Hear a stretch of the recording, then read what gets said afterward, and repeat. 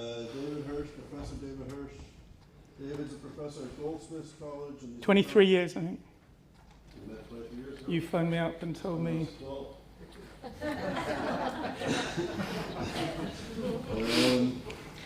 So David is the founding director of the London Centre for the Study of Contemporary Antisemitism, an important research centre here in the UK. He's a professor at Goldsmiths College, and actually was the first research fellow that we ever had at the ISGAP Yale Initiative program at ISGAP in New Haven at Yale, probably in 2008, roughly.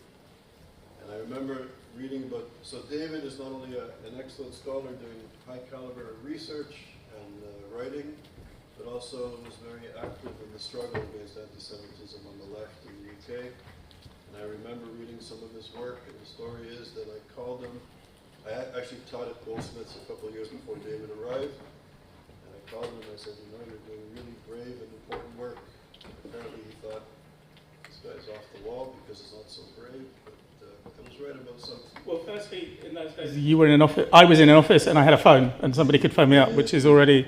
And then, secondly, there's this voice going, "You're so courageous," and I'm going, "No, I'm not. It's just simple, straightforward, making a few arguments." And I wouldn't say that Charles was right to say that I was courageous, but he was right that it was not just a simple discussion about the boycott that we would easily win and then move on. Indeed. So David today is speaking about contemporary sociology and contemporary antisemitism. So the floor is yours, and thank you for being here, David. Okay. It's a bit brutal because I've just done this talk and now I'm going to do it differently, I think. So I think we should remind ourselves that anti-Semitism begins with the blood libel. And what does that mean? So I think that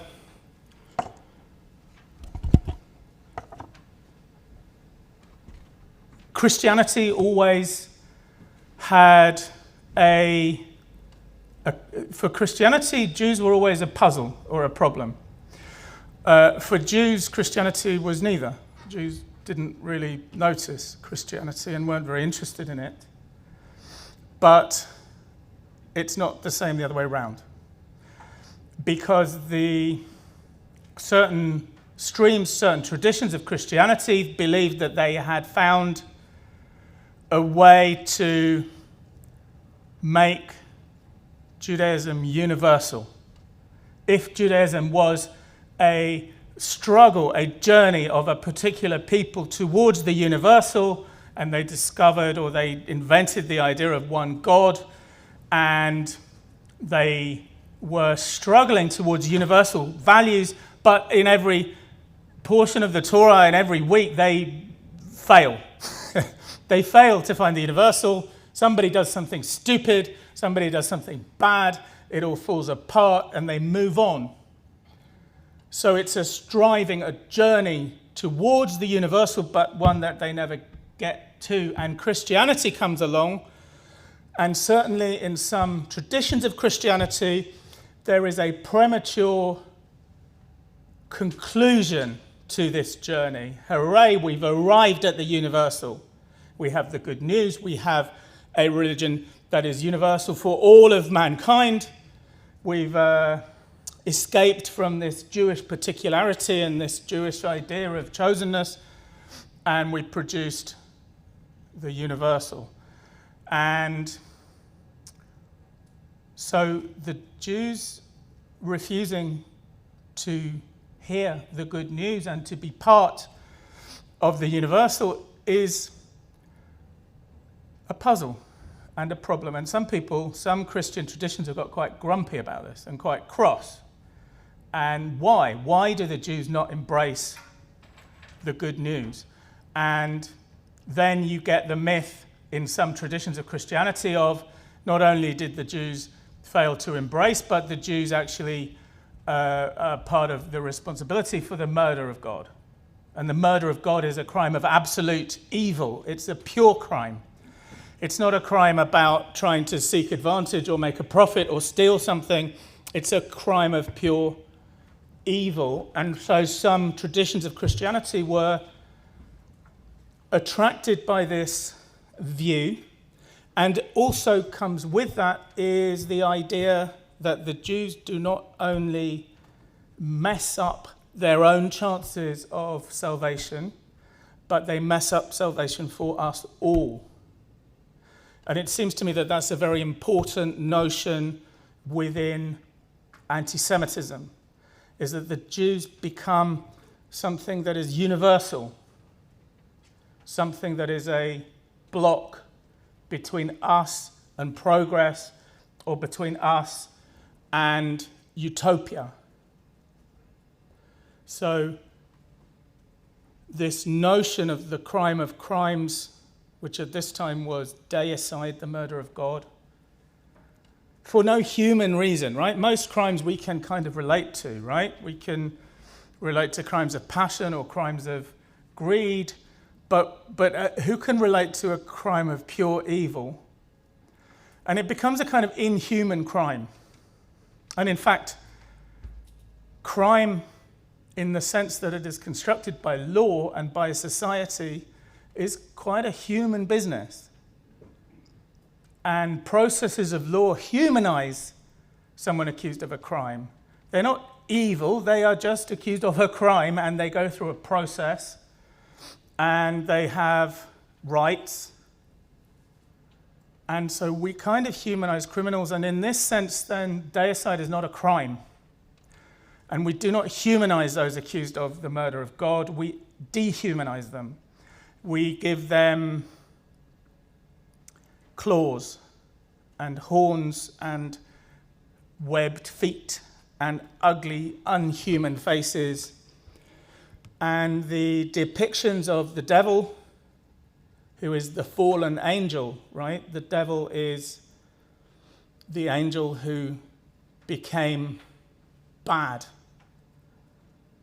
and who is responsible for all the bad in the world. How can the world be bad, or how can there be bad in the world when everything is good, when we're made by God, and when everything is sorted, everything is universal, the good news is there? Why is there bad in the world?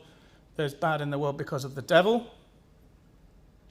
and there's bad in the world because of the Jews. And the Jews and the devil get imagined in a similarly dehuman way. I mean, they're not completely dehumanized. They have to be a bit human. They have to be quite a lot human, but dehumanized.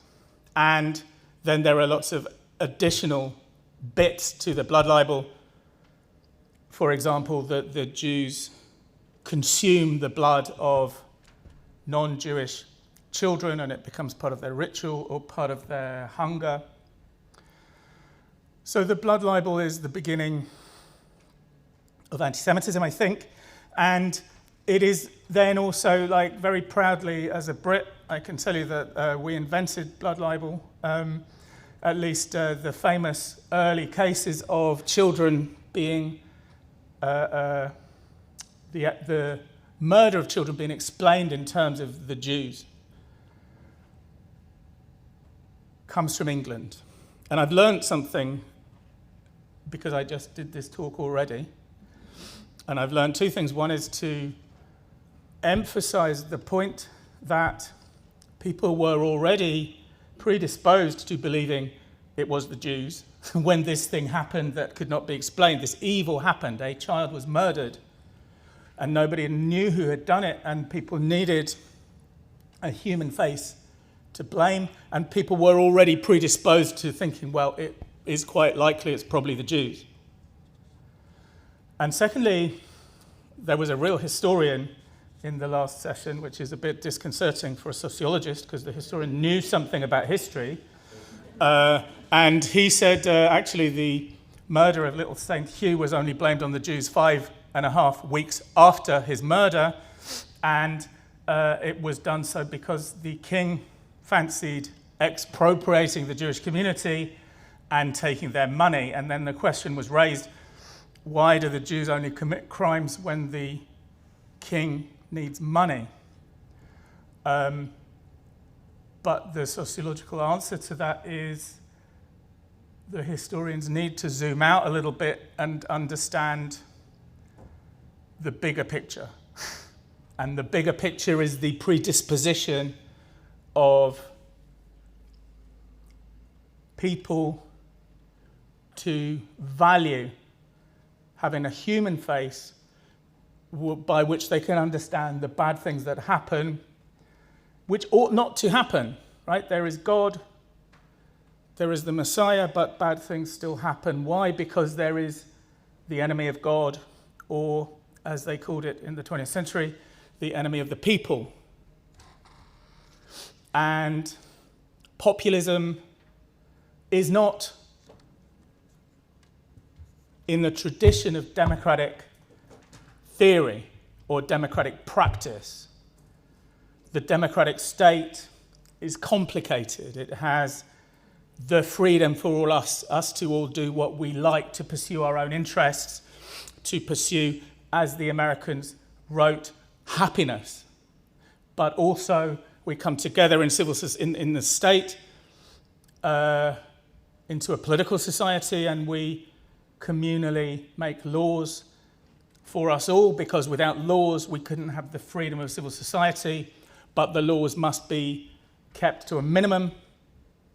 And so you need this balance between state and civil society, and the state itself is complicated because it has different branches and different institutions, and civil society is very complicated because it has organizations with different interests. And in this hugely complex state, every human being is unique. But every human being finds ways to have their interests heard or represented somehow through the democratic state. And, badly. None of us feel that our interests are properly heard, but there is a big, complicated society in which our uniqueness is heard. Populism does something different. Populism creates a world in which the people is not a mass of unique individuals, but the people is one. And the people has one interest, and in the first place, the interest of the people is to not be fooled by the elites who lie to them, who tell them that the democratic structures of the state in some way represent them, when really behind all of the structures that we can see lies unseen evil power, which is fooling us into consenting to our own subordination. So the populists kind of flatten out the whole of the complexity of the state and civil society and create the people.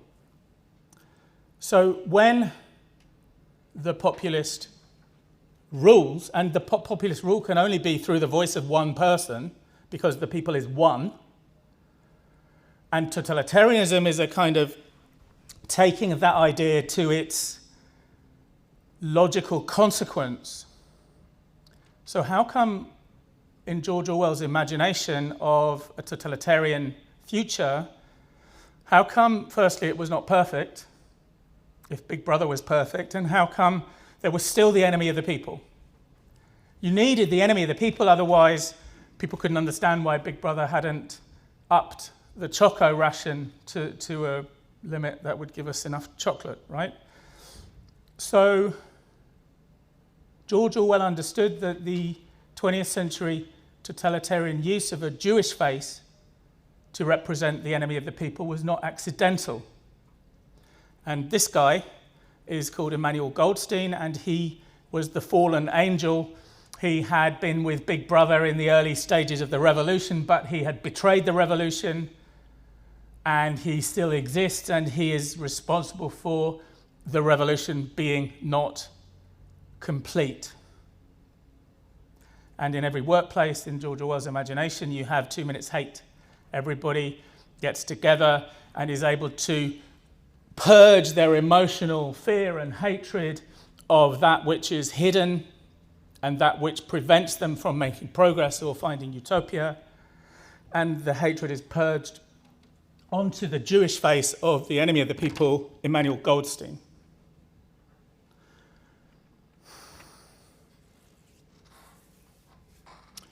So it seems to me that oh gosh, this is quite bad, isn't it? Because don't trust anybody who says we live at a particular moment in history when everything is the most important, because people always think that.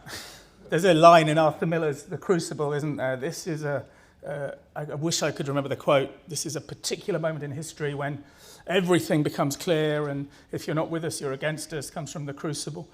So forgive me, and I don't want to do that, but I do want to say that I'm really worried about stuff at the moment. I like my football. My football gets me out of thinking about anti-Semitism and thinking about my work, and it lets me hang out with the people that I like, and it lets me join a little tribe that allows me to be a member, actually. The other day, I watched the game on the TV with people that I liked, and it was fun. And then what I'd forgotten was that I hadn't jumped up quickly enough to turn it off before the news came on.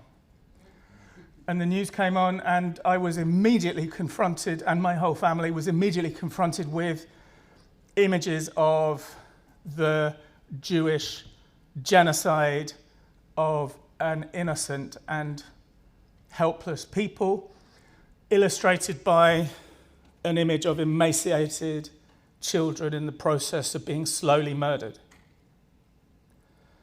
And I thought, I should know better. I should have jumped up and turned it off. But I think that we live right now in a world where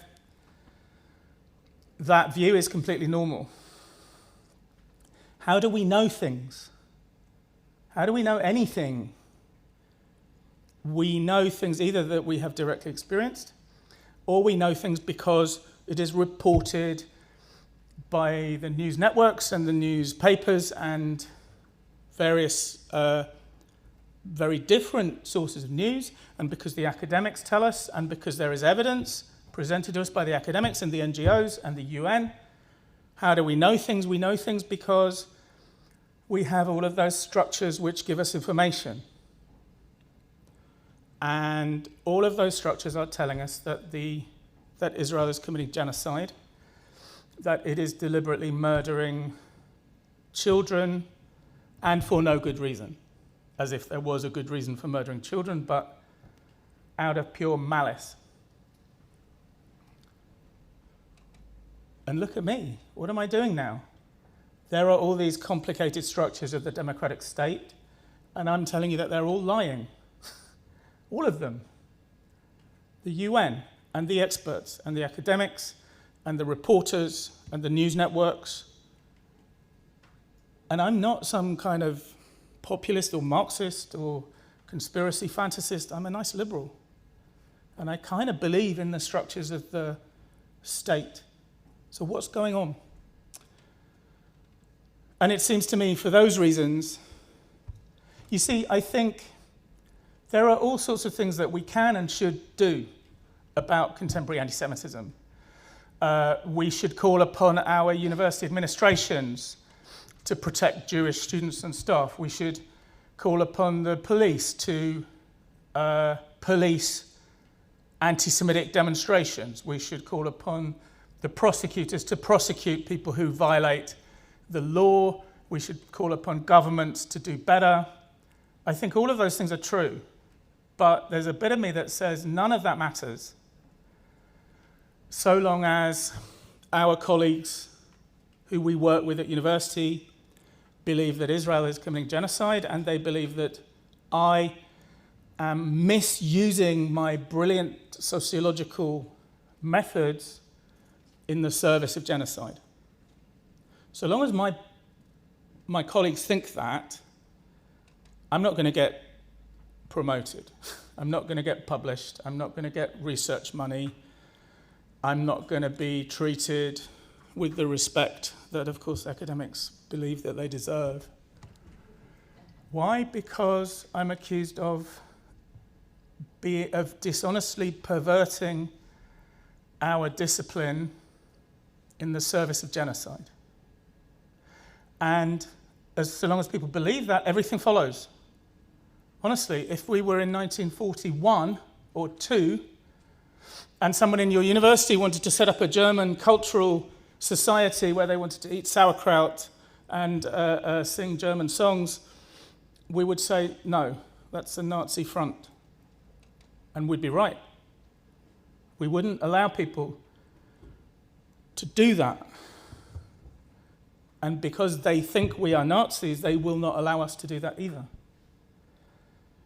So there's a feeling that everything comes back to the idea that Israel commits genocide. And worse than that, well, there's another aspect to that, which is that genocide...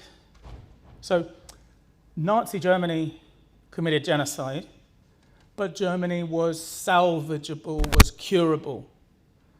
And a few short years later, Nazi Germany was defeated and denazified, and a lovely social democratic state came into being, and it was over. And within another decade or two, John Cleese was making it ridiculous that people should believe that Germans were still somehow to blame for the Holocaust.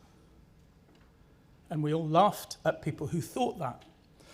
But Israel is not thought to be a country like any other country, which has fallen into bad ways, which has elected bad governments, and which is committing genocide. But when it is defeated, it will be put back on its feet, and there will be a nice social democratic Israel, and everything will be fine. That is not the fantasy. Because Israel is not said to have committed genocide as a kind of human crime, but as an inhuman necessity.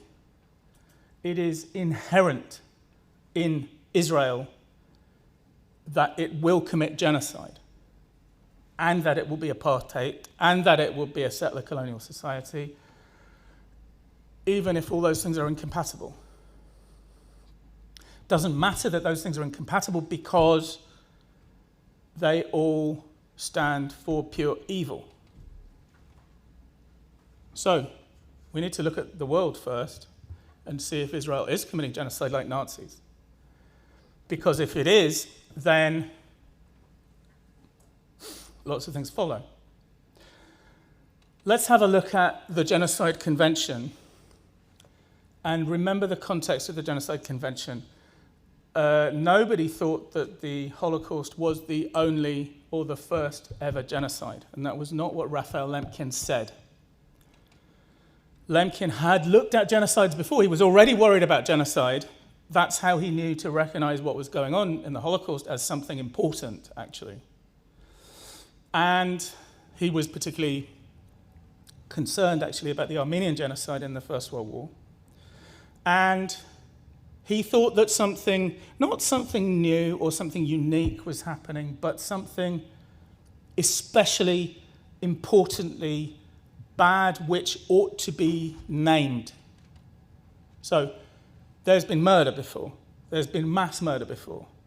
There's been the sacking of cities before. There's been the murder of hundreds and hundreds of people, of enemies, the enslaving of enemies. All of this is not unprecedented. So what is the unprecedented thing that Raphael Lemkin wanted to name? And it was this.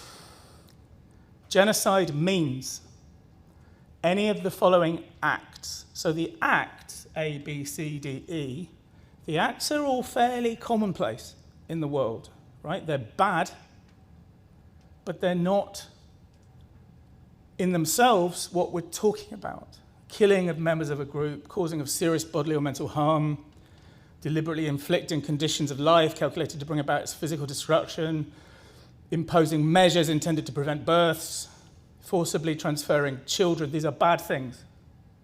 And they are all crimes.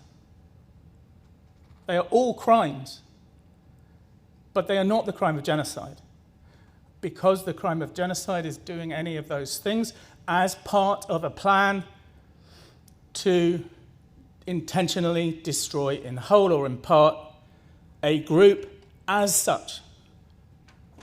So the naming of genocide was the naming of something special and particular. It was not like I say, you could have prosecuted Nazis for all of these things without prosecuting them for genocide. But genocide was something new. Now, if you take a moment to think about genocide and how the law was created and what the law says, immediately you will understand that Israel is not committing genocide.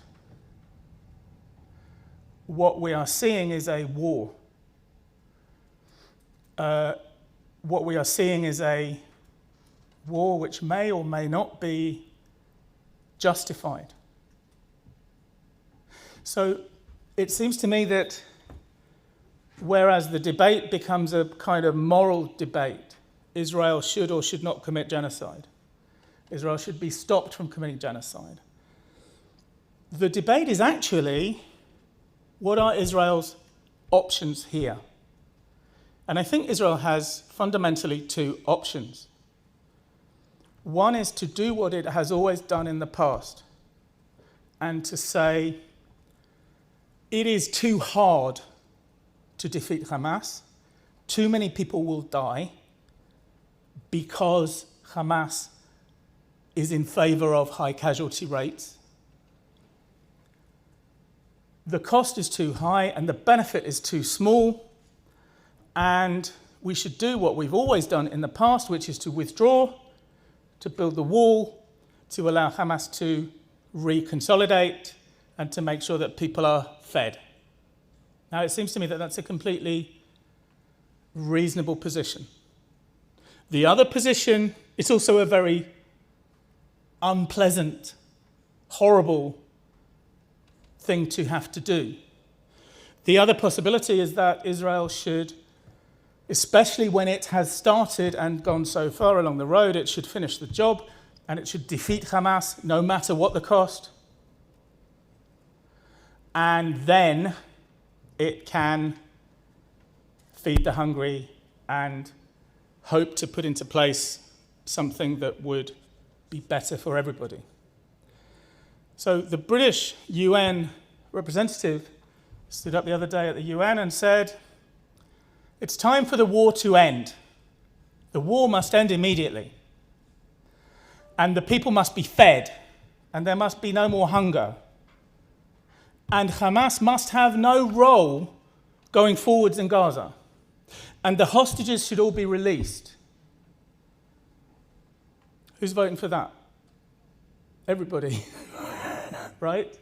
How do you make that happen? How does the British government at the UN make it happen? And you just need one moment's thought to understand that it's actually a very, very difficult thing to make happen. We must have much better schools and hospitals, but we must lower taxes. Who's voting for that? Everybody. So the kind of moral condemnation is not one that is serious about the world. And the creation, the construction of genocide out of war in this kind of symbolic way is just not serious. And by the way, the lack of seriousness is reflected on debates within Israel, on, I was going to say both sides, but actually all sides. And it's very difficult to understand a war, right? My students do not understand war. They do not understand that it is even thinkable that people like them who are in Israel have to put on a uniform and all their exams were postponed because they had to go to Gaza and fight Hamas. Maybe they didn't have to. Maybe there was another option, but that was the decision that was made. And people cannot understand that even in theory there could be a just war. And there's a weird thing too about the idea of the laws of war. Because the laws of war grew up around the idea that not everything that you do during war is legitimate or appropriate. So the use of mustard gas in the First World War was prohibited. The war was not prohibited, right? Nobody said the war is illegal or war is illegal, and everybody still wanted to stop war. But the laws of war said there are certain things that are done in the course of war which are no longer allowed.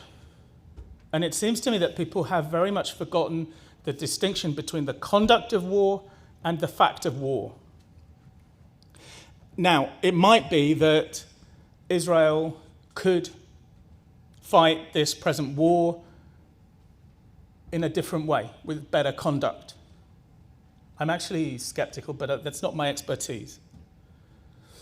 And it seems to me that even if you say the price of defeating Hamas right now is too high compared to the benefit, but you still might say anyway as a thought experiment that one day it might be necessary to defeat Hamas, and if it was, this is what it would look like. So to say it's not necessary today is a little bit of a dodge of the question about if it was necessary, how could it be achieved? So I guess what I'm saying is that the whole debate and the structure around this conflict is a puzzle until you kind of remember that there is a special symbolic centrality around Israel.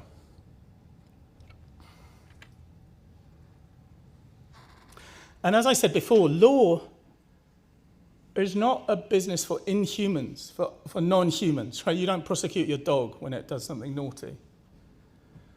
Law is about humans. And Karl Jaspers and Hannah Arendt were great friends, and they had this kind of debate between them by letter.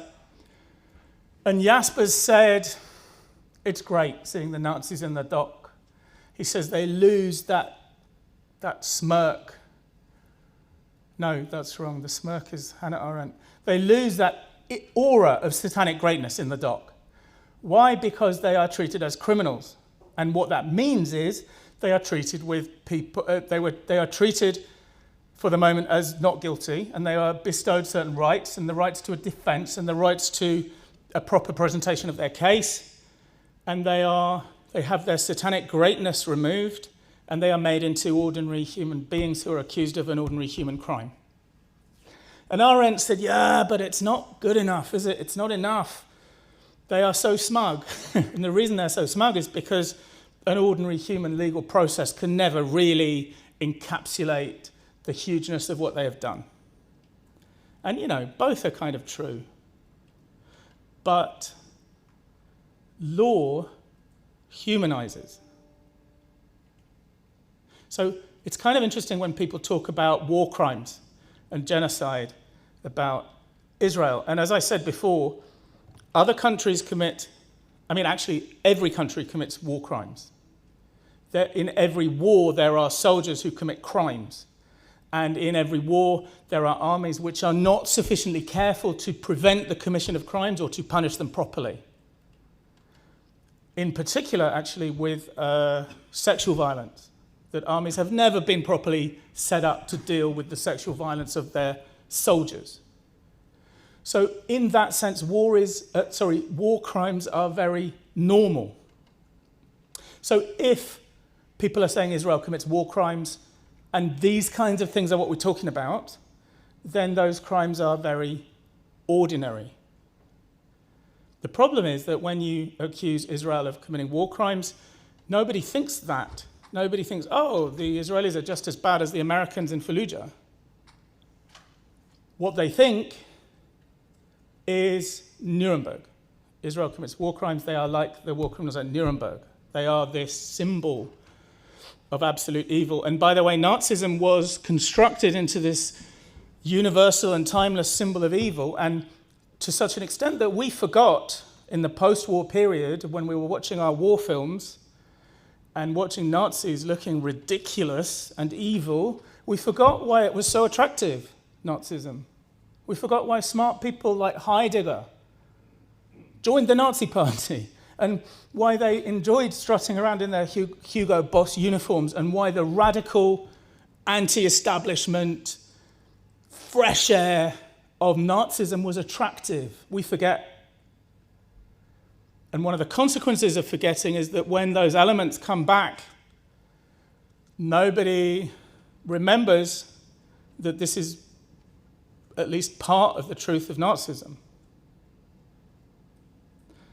So,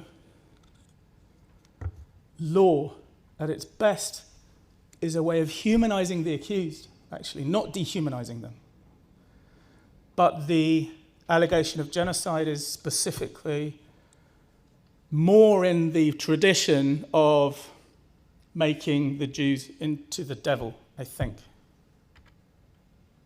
I promised a little bit about sociology. Somebody will stop me when I talk too long, right? I hope. Sociology, I think, is at its fundamental level, is a critical engagement with Enlightenment philosophy. So we had these actually heroic, revolutionary democratic thinkers, Descartes, Kant, Rousseau, Locke, people who challenged the old order, people who challenged the idea that the king was put on earth by God to rule, people who challenged the idea that the church only had access to the truth and that you could access truth via reason and via experiment and via science. People who talked about the rule of law, people who said that there must have once been a social contract by which people agreed to give up their own personal power and their own personal ability to be violent in exchange for human civilization. Amazing stuff. So when I teach Descartes, Kant, Rousseau, Locke, I always teach them as incredibly heroic and brave critics of the old order. And what they said was that they wanted a situation where human beings could be a rational, autonomous subject. Human beings could, like Descartes, famously, Descartes used to sit in his stove in the winter.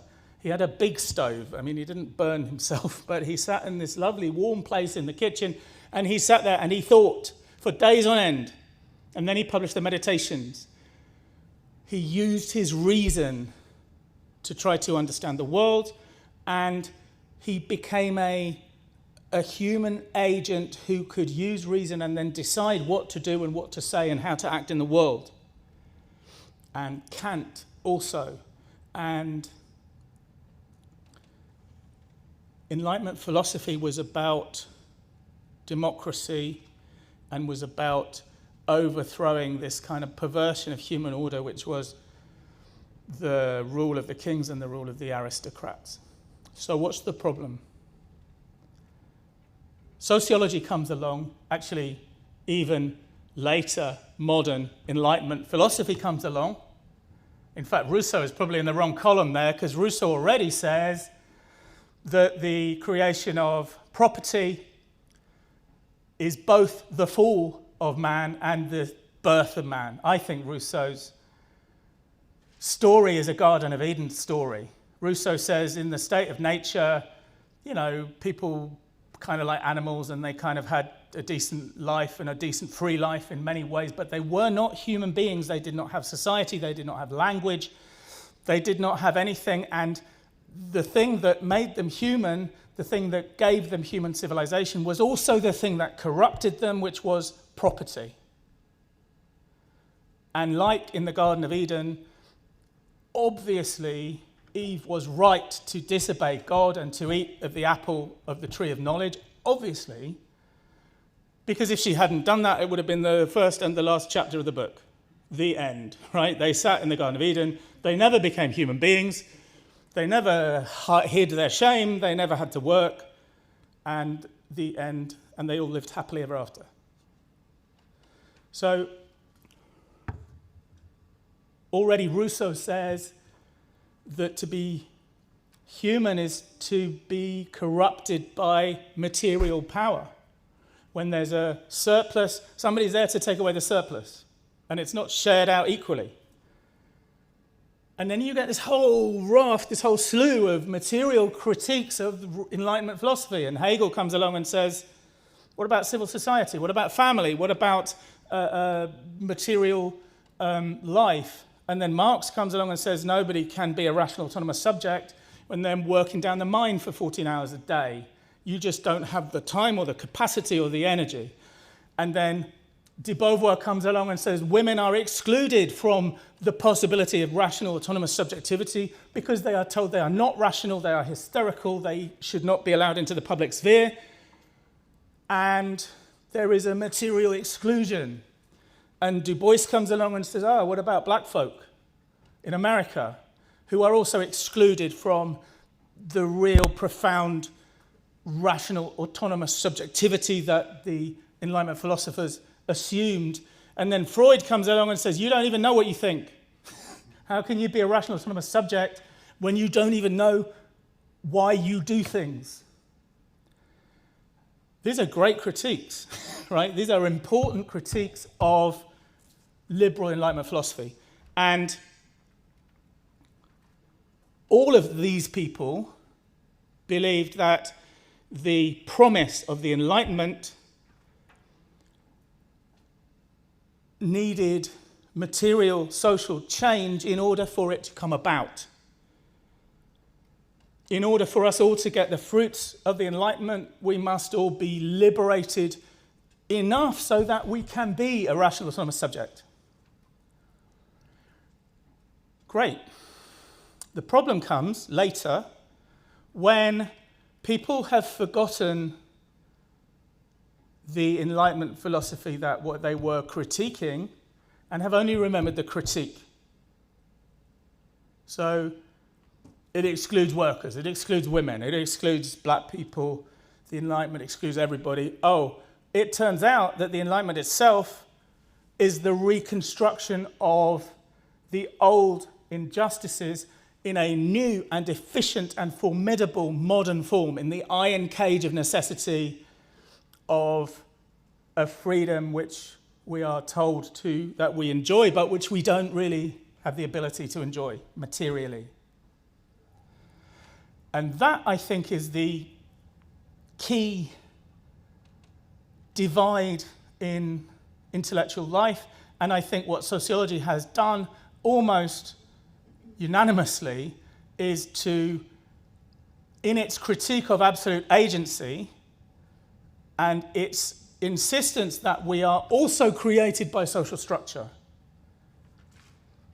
We are created into structures of power, into structures of language. We are given manners, we are given ways of thinking, we are given identities of woman or man or black person or nation or religion. We are given all of this stuff. And sociology more and more has treated that as fixed and given, and therefore as exclusion. So there is this interplay between structure and agency, and sociology has kind of forgotten that, I think, and has treated, so for example, if there's a riot and kids from certain parts of London start smashing up shops and running away with trainers, then people in my department get very excited and they say, this is a rebellion against social structures which excluded them. What else could they do? And this is the beginning of a consciousness which will lead them to a political rebellion. And on the other hand, I would have thought a more reasonable sociology would say, yes, people are constrained, and yes, people are tempted by trainers, and yes, if somebody smashes the window and you think you're going to get away with it, you might well want a pair of trainers, but you also have agency. You are also, at least a bit, a rational autonomous subject.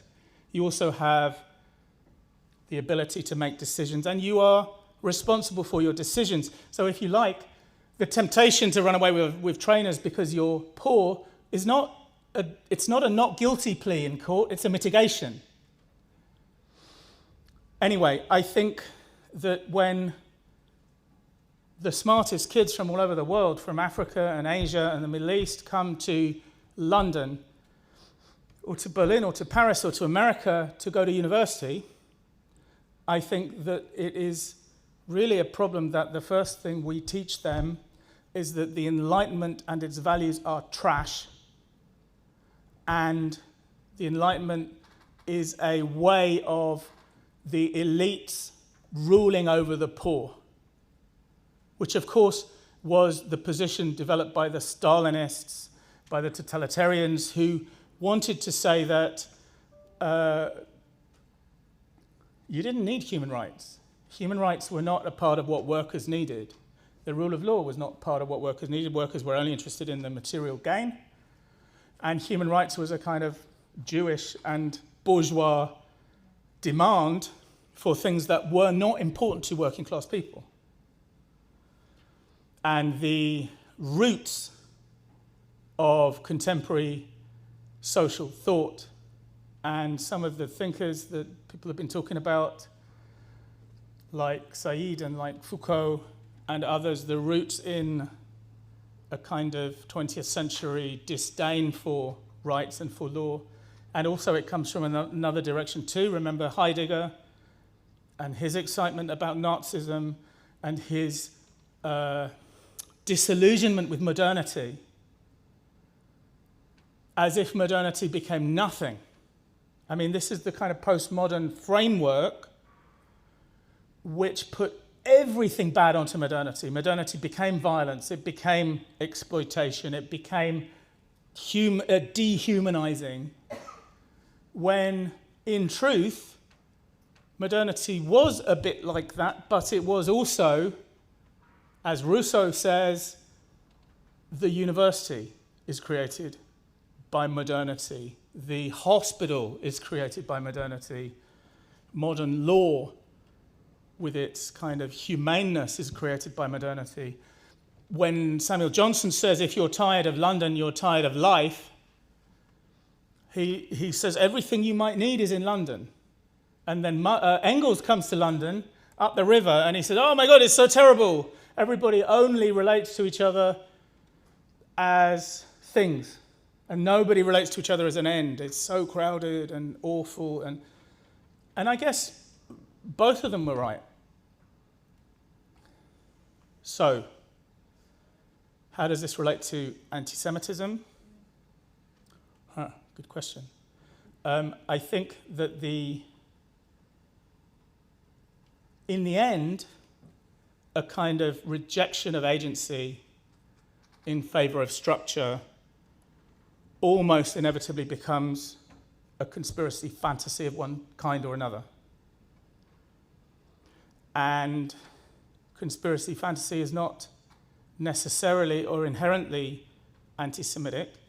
It's just that anti-Semitism has such a lovely product to sell to people who are attracted by conspiracy fantasy, because it has this product which is the face of the unseen and evil power that stands in the way between us and progress, us and utopia. And it turns out that conspiracy fantasy is always open to being sold anti-Semitism, for the reasons that I've gone through a little bit already. And then it leaves one more question. I'm going to stop because I could talk all day. But the one more question is, again, about to bring back the idea of agency. So Nuremberg has his 3,000-year history of anti-Semitism, and he's very compelling, and he kind of says this is the history of mankind. And anti-Semitism, every time you cut off a head, it raises a new head, and it mutates. And anti-Semitism is a fact, is a timeless, ahistoric fact of human history. But then Hannah Arendt comes along and says, be careful. She says you need to pay close attention to the specificity of every particular anti-Semitic movement, and not only of the ways in which it is like the ones before, and it recreates some of the images and some of the feelings, but you also need to think of what people are doing in this moment, why they are embracing anti-Semitism, and what they are gaining out of it. And the problem we have is that the anti-Semites, I think, obviously, do not know that they are anti-Semitic. At least the important ones who we deal with in democratic society. They do not know that they are anti-Semitic. Indeed, they strongly and angrily deny being anti-Semitic, and they think that they are the best opponents of anti-Semitism. And if we're saying that they're doing something that they don't even know about, how can they be responsible legally or socially? How can they have agency? And that's quite a difficult question, because in the Nuremberg narrative, they don't really have agency because anti-Semitism is just always there. So who's responsible? Well, nobody. Let me just leave that as a riddle for the moment. Should I start and we can have questions? Yeah, thank you, David. Cool.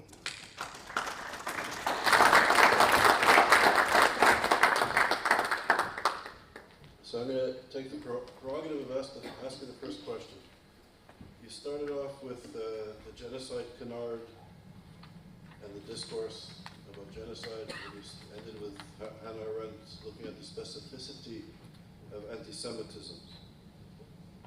You're living in the UK, so I know contemporary anti-Semitism is a global phenomenon, but focusing on the UK, which I suspect you know best, I'm amazed by the discourse of the BBC and other British media when it comes to Israel, Gaza, when it comes to liberal intellectuals and journalists, you know, at the media of record, quoting Hamas as if they're dealing with truth, and either ignoring the Israeli perspective or demonizing the Israeli perspective.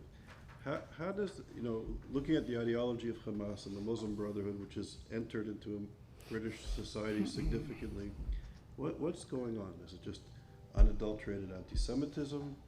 It's not even good journalism anymore because they're not looking at different sources of information. Is it the infiltration of the Brotherhood and its sort of acceptance in Oxbridge and the BBC? What's going on here? Because even by British standards, things seem to be off the rails. So first, you North Americans are very sweet because you expect the British and the BBC with their nice accents and their cups of tea to be better than everybody else. Absolutely. You expect them to tell the truth. I think that this is absolutely not a BBC question. I think it's a question, as I said, this truth emerges in big and complicated ways via the news media of all kinds. And the news media is diverse. And in fact, the BBC is so big that it is also diverse. And the academics and the scholars and the authors and et cetera, the UN. So one of the things that happens specifically with Hamas, right? And so Jews, I think Jews or Israelis or people who supported Israel, they said, don't stop quoting the Hamas figures, right? The Hamas figures are the figures of Hamas, and we don't trust Hamas. Hamas are the enemy, and they are totalitarians, and they are anti-Semites, and they are lying. So and then the BBC said, well, we don't have much information, so we will report what Hamas says, but we'll also report what the Israelis say. So immediately they make the two sides kind of, in some sense, equal. This claim is here and that claim is there. And then it gets worse too, I think, because I noticed this the other day when I was grumpy after the football, that the story was 100 people have been shot trying to get food in Gaza. And they did what we asked them to do. They said, according to the Hamas-run Ministry of Health figures, 100 people have been killed today trying to get food. And because my superpower is to be able to think like an anti-Semite, right, I heard this and I understood what they were saying. They were not saying, we all know that Hamas are liars and you should not accept their figures. They were saying, 100 people have been shot today by Israel for no reason, and the people bringing you this information who care are Hamas and their Ministry of Health. That's how it sounded to me. I agree. So there's a weird kind of, it feels like the story is told at an emotional level. So there was the kid who had cystic fibrosis and was presented as emaciated and the news said that he has cystic fibrosis and that's why he looks like this. But it also said food is hard to come by. It didn't matter that they said that because the image and the story is told at an emotional level and people were watching it and they knew Israel is committing genocide like Nazis because this view, this notion of a person who is starved is a symbol of Auschwitz. By the way, when the hostages were released and some of them were emaciated, people immediately said this is Auschwitz. And actually, no, it wasn't. Like, people are starved and hungry for all kinds of reasons in all kinds of contexts. It was not Auschwitz. You might say, well, they were starved by genocidal anti-Semites, and then that's why I say this is like Auschwitz. You might. But there's something about the iconography and the emotional register which just feels to me to cut through. Now, people will say, well, you're paranoid, right? Because you think everything is about you, and you think everything is about... You hear people warning about Hamas, and you think that that's what other people are hearing, and you hear people being clear that this kid was not starving, yet you still insist that the news was saying that this kid is starving.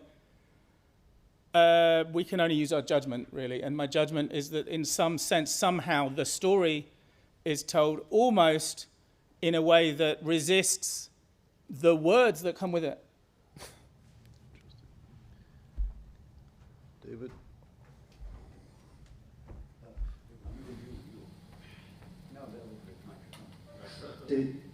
David, I wanted to ask you a question about the future of sociology as a tool to analyze a recurrence of anti-Semitic ideas. There is such a thing in global intellectual life as soil exhaustion. You know, like the later prophets in the Hebrew scriptures, they may have some striking lines, but they basically repeat ideas that came before them, and as it goes on, the tradition becomes arid and brittle. That's what happened to not just sociology, but sociology and all attendant disciplines of social analysis. It's repeated, it's made photocopies of photocopies, and grown thin and sickly. So, I want to say it would be understandable if I really hated sociology. Having lived inside it for 5 years, I'm really struck by the people at this conference who are talking about the mental health effects of living in an anti-Semitic world. And I hope you've all found each other, because there's a few of you. You would understand me if I just said sociology is a kind of evil. But you have also all read very carefully my book, I'm sure. Twice. And if you haven't, I'm plugging it right now, my book, Contemporary Left Antisemitism. I think that it is significantly a book of sociology. I think it is a sociological account of antisemitism. At least I think it is better because it is, to an extent, based on sociology. And I think sociology gives it something that other books on antisemitism don't have. In other words, while most of the sociology I see around me I think is pretty awful, I still have a vestigial, or maybe more, loyalty to sociology. And it is a loyalty to the sociology that I was taught by people like Robert Fine and others. And I think it is worth teaching. One of the things I teach is introductory sociology. And I kind of love it. So every person who does sociology at Goldsmiths has had me teaching them their first 5 lectures on Marx and Weber and class. And so firstly, they are all quite surprised when they find out that I'm the devil, because they thought I was kind of nice. And they thought I was kind of interesting. And they thought that when I taught them about Marx, I told them something new about Marx that they had not understood yet. So I quite like that. I quite like teaching sociology, but I do think that there is a real problem corporately and collectively with not only sociology but many of the humanities and social sciences in relation to anti-Semitism. And I also think that anti-Semitism is generally symptomatic of a wider problem in thought. Dr. Shevitz. Thank you very much for your challenging presentation. At ISGAP, I believe we take note of interdisciplinary. So you've given us a lecture on the discipline of sociology. As I listened to you, it also sounded like a lecture on philosophy, the intersection between philosophy and sociology. But my question is, as you started, it is, can you comment on, based on your studies, the role of religion, the role of theology, good or bad theology, setting the stage for philosophy and sociology when it comes to anti-Semitism? So I want to say no, not really. It's not my expertise, but I will say two things. And when people start with that, half an hour later, they haven't finished, right? Two things. One is that the Enlightenment philosophers who create this world of democracy and equality that sociology then is supposed to complete, they did not reject Christianity and they did not reject God and theology, but they did challenge a lot of what the churches were doing. You might say that it was the logic of their position, at least to build a secular society in which religious people could have a place. Anyway, that was my first thought. And my second thought was that I think in relation to the blood libel and to anti-Semitism, I think the idea of the Jews as being symbolic of all that is evil in the world, the Jews lying behind as a kind of unseen force, lying behind our ability to make progress or to find utopia. And I think the Jews as the key to history, right? If you don't understand the Jews, you don't understand anything. I think all those do have a very clear lineage from certain traditions of Christianity. I think I'll leave it there because that's... Well, not only Christianity, but Judaism and Islam. The Jews as the root of all evil being from the Jewish tradition. No, I'm saying the attack of Judaism.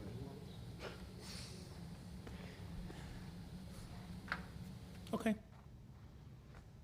Ming. Thank you very much for the talk. And while you were saying anti-Semitism begins with blood libel, and interestingly, if we see China, a country without Christian tradition, Chinese anti-Semitism does not begin with blood libel, but still it functions very well and with all the conspiracy. And the other thing is that you mentioned about enlightenment, and then rejection of agency, then fall into conspiracy of one another. And if we see the case of China, we don't have the so-called Western Enlightenment. And interestingly, we also managed to fall into all the conspiracy. So I don't know how will you explain that, because it's fascinating that you mentioned this framework, and I want to see how China fit into, appropriate to that framework. So you get quite an interesting kind of it's not an informed response, but a kind of automatic response often from people. Some people will say, well, you can't expect China to have human rights and the rule of law and enlightenment because they never had it. And therefore, it's actually an imperialist imposition onto them to make them embrace Enlightenment values, and actually autocracy is kind of natural for China, and it goes back for millennia. Now, I don't know as much. I don't know anything more about China than those guys do, but I'm betting you anything you like, and I hope that you'll confirm that that is not the only tradition in China going back for thousands of years, that there are traditions of human agency and human, and law and other elements that came together in a particularly potent way in the Enlightenment. So there's always a temptation to, if you like, to deny people agency by saying that agency is not their tradition, when other people are trying to look at China. From within China, I don't know. I suspect that there's still quite an important element in anti-Semitism, even in China, of the Jews being inexplicably evil, the evil behind the observable. And I guess my thesis is that comes originally from the Christian idea of the Jews rejecting God and murdering God. I don't know. I also think that it's not such a mystery that anti-Semitism should be embraced in places where there are no Jews, because also remember that even in places where there are Jews, anti-Semitism doesn't speak about them. It speaks about an invented notion of them. I'll leave that there for the minute. Yeah, so this conspiracy theory thing should be explored further, I think. So it's not sociology itself, right? It's when the critical intention is becoming dominant in empirical social science, and it works with fixed ideological frameworks, then it's becoming problematic, right? And when critique is going to be dominant to the detriment of actual research. So, and the interesting thing is that so anti-Semitism has been built up as a conspiracy theory through the ages, and then you also have a stream of conspiratorial explanations inside social science. But those conspiratorial explanations are related to individuals who are conspiring maybe to maintain those bad structures over people, right? So it's not just that there are structures without agency, because for conspiracy theories there should be some kind of agency, but this agency is not something that is empirically valid or verifiable. That's the problem. So how this kind of conspiratorial social critique is going to be linked to anti-Semitic explanations, which are themselves conspiratorial by nature. So how those two are becoming linked in this kind of critical theory thinking is, I think, an interesting problem. It's a really good question, and I take everything you say, actually.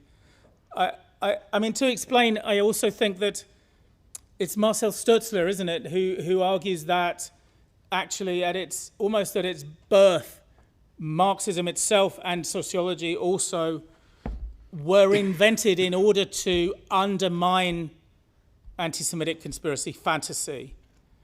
Because what they wanted to say, what Marx wanted to say was there are these, if you use a scientific method, you can observe that there are social structures which explain why the world looks like a conspiracy. There are structures of power which explain why some people are more powerful than others. There are these underlying, and if you have a structural scientific account of power, then you don't need to rely on this sort of unseeable Jewish conspiracy. But it is also such a kind of depressing corollary to that. So I teach first years also about Marxist kind of economic argument, the argument about surplus value. whole lot of blah blah about cotton and spindles and capital and surplus value. Now, it's not the most advanced economics in the world, but it's interesting because Marx, anyway, has an account of how free and fair exchange of commodities at the correct price leads to huge inequalities of wealth and power via his theory of surplus value.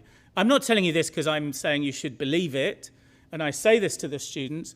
I'm telling you this because you need to understand why so many people were so excited by Marx and Marxism, because he gives a kind of a clear and simple account of why this happens, which is independent of just the moral meanness of capitalists. Capitalists do not rule in Marx because they are mean and strong and they steal your money. They rule through instituting this idea of free and fair exchange of commodities at their correct value.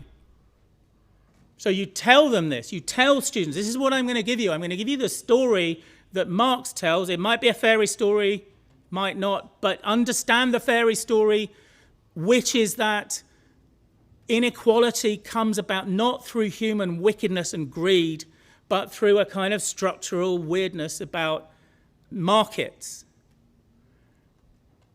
You tell them that, and what do they write in their essays? They write the capitalists are evil and wicked, and they steal everybody's money by lying to people about the truth of their situation and by using their monopoly of violence to extract surplus value.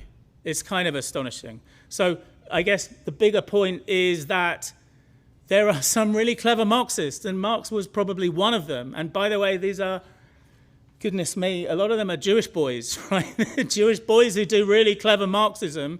But it seems to be that the moment Marxism gets any kind of purchase amongst anybody and any kind of power, it becomes the stupidest conspiracy fantasy which it was designed to undercut.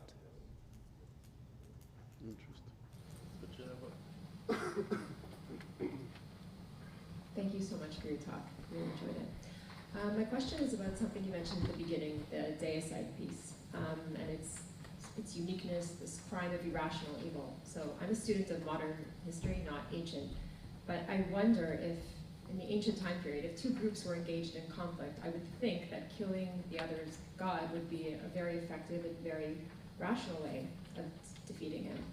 And so, if there are cases of other groups having killed gods, then why does it assume this sort of mythological role in the case of the Jews? That's a really interesting question, and I don't know the answer, but I will guess. Maybe. So I believe that in Greek myths and Roman myths, the gods killed each other occasionally, did they? But this god was the universal god, the one god. The invention of the Jews was a single universal god. And to kill that might have a whole different context, maybe.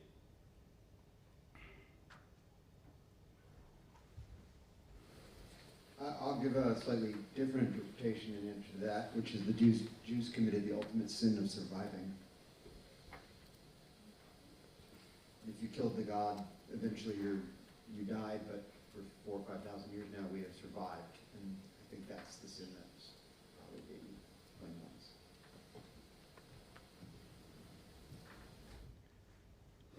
on us. Brilliant. I'm so glad to be here. I like you. Okay, two questions. One is probably too simple, but everything that I've read, and maybe I'm just not reading the right stuff in kind of, anti-Semitism literature, I also see deicide as kind of the First Blood libel, but usually when everyone's talking about the First Blood libel, they're talking about the murder of child. So I just want to know if you're connecting those, or if there's a long history to connecting those. And then also, when it comes to conspiracy, I love conspiracy fantasy, like that label. Most conspiracy fantasies that I've heard in my life are easy for me not to believe, even though they can be otherwise quite seductive, because they seem to always end with the Jews.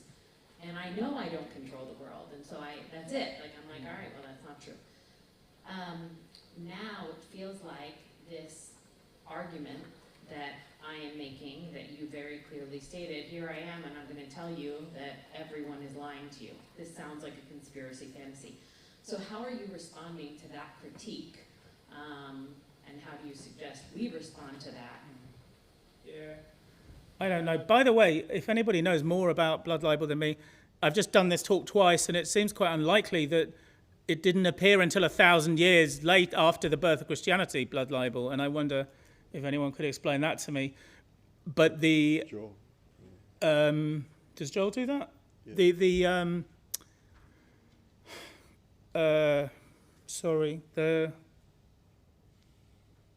Gone blank now. What was your first point about? So deicide is the first blood libel. I hear the first blood libel is actually in Roman-occupied Alexandria, Okay. being like the killing of a person to drain them of their blood to make our ritual thing.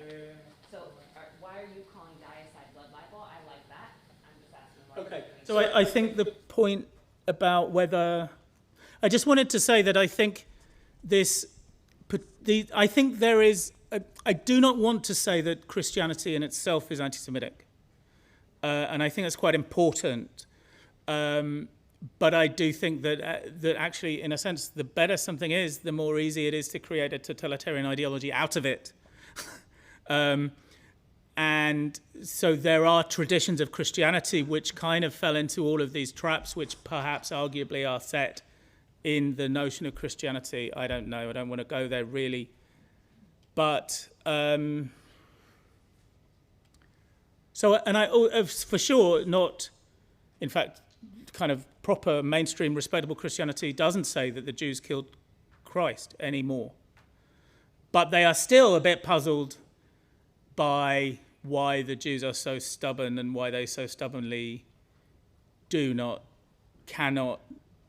embrace the good news.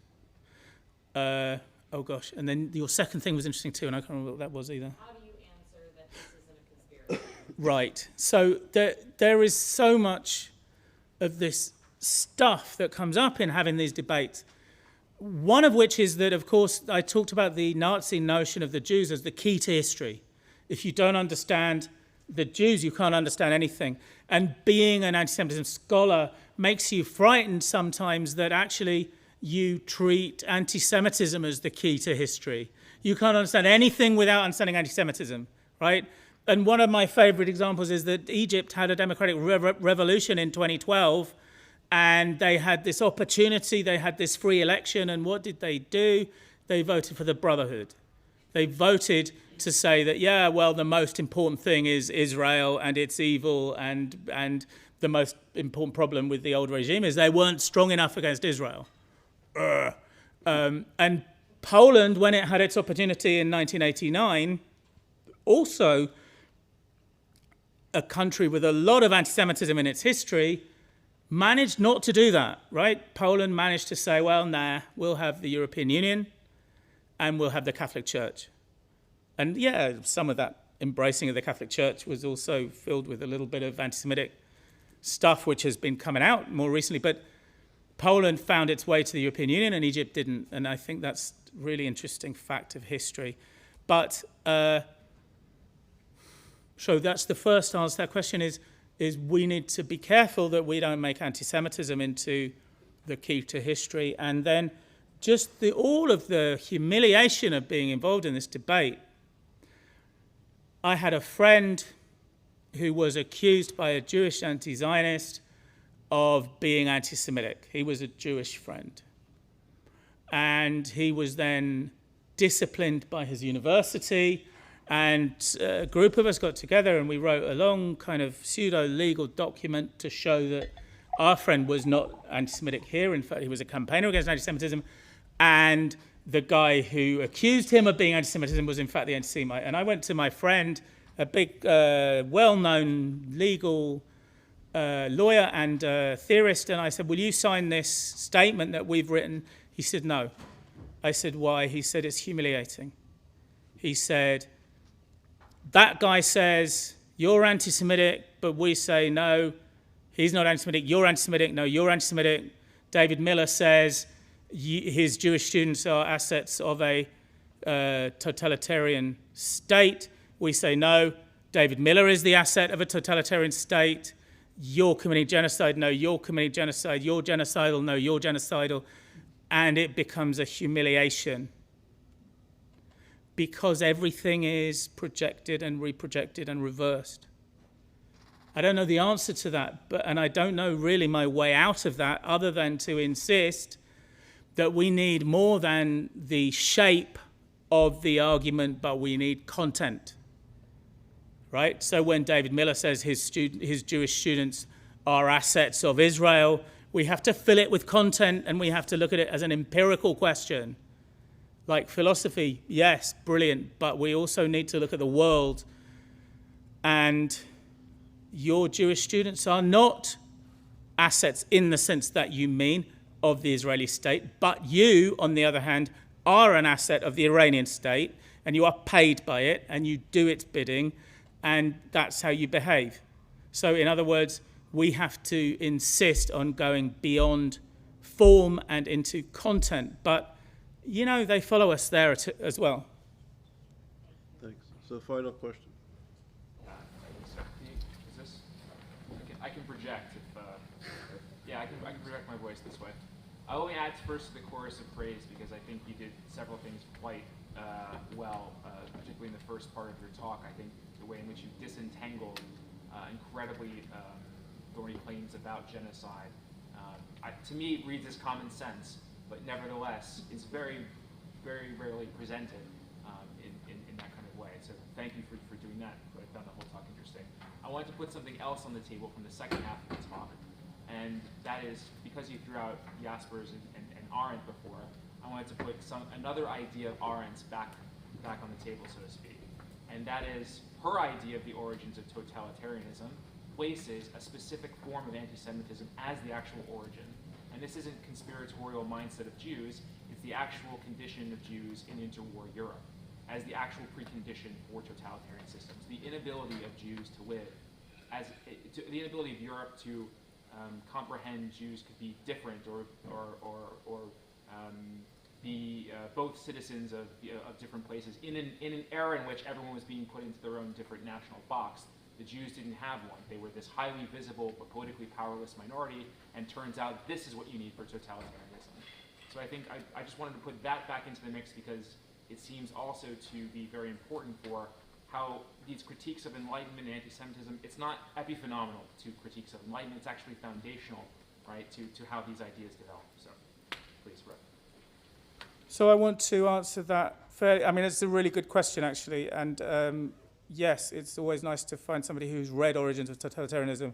I think that what I hear you saying is really a question about the Jewish question, about the idea that the question being, why can the Jews not emancipate as ordinary citizens in the way that everybody else can?